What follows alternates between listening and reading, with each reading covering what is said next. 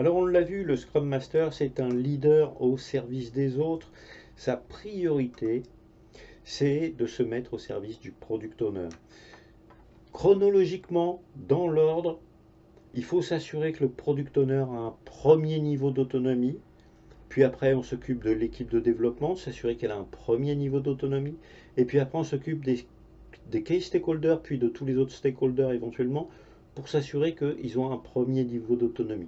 C'est-à-dire que tous ces gens ont bien compris les bases de Scrum, la théorie de Scrum, les pratiques de Scrum, les règles de Scrum.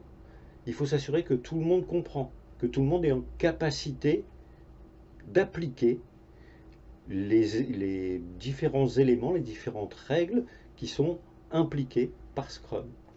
Alors, si on regarde les missions du Product Owner et du Scrum Master, ils ont beaucoup de points communs. Et sur cette infographie, on voit qu'en comparant le domaine du Scrum Master et le domaine du Product Owner, qu'il y a vraiment des zones de recoupement très fortes. Le Scrum Master, de son côté, il va avoir en commun avec le Product Owner la coordination de l'équipe, les métriques, la transparence, et puis qu'est-ce qui est délivré par l'équipe, l'incrément de produit. C'est des éléments sur lesquels le Scrum Master va pouvoir travailler main dans la main avec le Product Owner. Ils ont vraiment des intérêts communs très forts tous les deux sur ces trois éléments-là. Le Scrum Master de son côté va se focaliser sur la coordination de plusieurs équipes quand il y a plusieurs équipes qui travaillent avec un même Product Owner ou quand il y a des dépendances entre différents produits. C'est le Scrum Master qui doit assurer cette coordination. Ça fait partie notamment des missions du Scrum Master quand le guide Scrum nous dit qu'il doit lever les obstacles à la progression de l'équipe. S'assurer qu'il n'y a pas de problème de coordination, qu'il n'y a pas de dépendance qui aurait été mal identifiée. Le Scrum Master, il a un rôle majeur à jouer sur l'amélioration continue, sur la tenue des rétrospectives. Ça ne veut pas dire que c'est lui qui dirige les rétrospectives, mais ça veut dire qu'il va faciliter cet événement. Et il se focalise également sur le delivery, c'est-à-dire sur l'incrément de produit qu'on va délivrer à chaque fin de sprint, que l'équipe va délivrer à chaque fin de sprint. De son côté, le product owner, lui, il doit avoir une vision stratégique du produit, il doit prioriser son backlog, il doit décomposer, affiner son backlog. Et là, on verra qu'il y a un domaine de recoupement avec l'équipe de développement. Et il doit planifier ses différentes releases. Donc si on mettait l'équipe de développement, ce serait un autre cercle qui se situerait un petit peu plus bas. On va se focaliser pour l'instant sur les points communs entre le Scrum Master et le Product Owner. Si on regarde le guide Scrum 2017, pourquoi je vais dans le guide Scrum 2017? Parce qu'il nous donne beaucoup plus de détails sur les missions du Scrum Master et du Product Owner que ne le fait le guide Scrum 2020, dont le volume a été réduit à peu près de moitié. On retrouve un point commun entre les deux. Ils ont une responsabilité, celle de maximiser la valeur. Le Scrum Master doit s'assurer que le Product Owner sait comment organiser son backlog de produits pour maximiser la valeur. De son côté, le Product Owner doit optimiser la valeur du travail effectué par l'équipe de développement. Donc déjà, on a un début de réponse. Comment le Scrum Master peut aider le Product Owner? La priorité, c'est de lui faire comprendre l'importance d'avoir un backlog de produits bien organisé. Ça, c'est un excellent moyen de maximiser la valeur. C'est vraiment un élément majeur dans la mission du Scrum Master. On doit s'assurer très rapidement que le Product Owner a bien compris de quelle manière, quelle est l'influence d'avoir un backlog de produits clair sur la performance de l'équipe. Deuxième élément de comparaison, s'assurer que les objectifs, le périmètre et le domaine du produit sont bien compris par tous les membres de l'équipe. Et le Product Owner, de son côté, il doit ordonnancer les items dans le backlog de produits pour mieux réaliser les objectifs et les missions.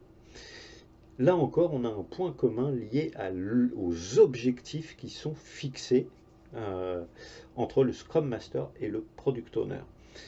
D'ailleurs, dans la version 2020 du guide Scrum, l'objectif du produit, l'objectif du sprint sont devenus des engagements des artefacts.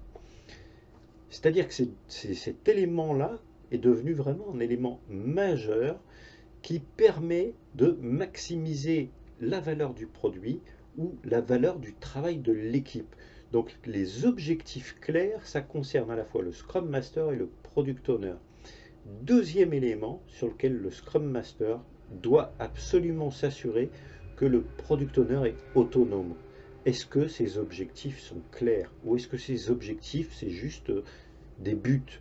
Est-ce que c'est juste des désirs ou des souhaits, mais ils ne sont pas mesurables, on ne peut pas s'appuyer sur de l'empirisme? Ça, c'est un élément clé. Le Scrum Master doit absolument aider le Product Owner à clarifier ses objectifs. Troisième élément, le Scrum Master doit s'assurer que les objectifs, le périmètre et le domaine du produit sont bien compris. De son côté, le Product Owner, il doit s'assurer qu'un certain nombre d'éléments sont clairs. Plus c'est clair, plus les éléments seront bien compris.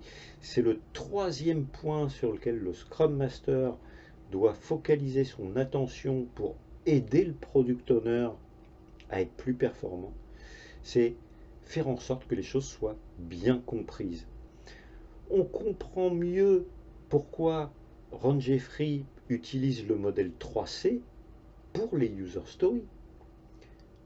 Dans le modèle 3C, on a cette obligation d'avoir une communication et une compréhension, d'être concis pour ne pas perdre du temps dans des lectures fastidieuses de documents qui n'en finissent plus. Ce format user story, il sert à atteindre ces trois objectifs qu'on vient de voir.